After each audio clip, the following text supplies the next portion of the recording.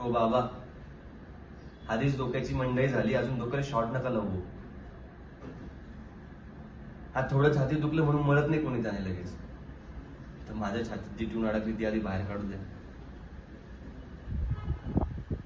तुम्हाला जर का एवढाच त्रास होत असेल ना, तर तुमच्या त्या लाडक्या मुलाला बोलून घ्या.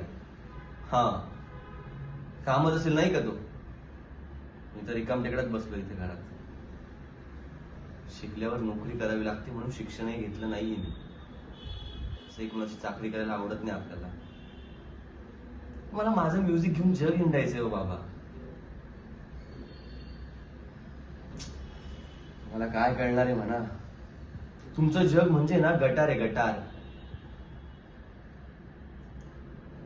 माझं जग गिटार आहे.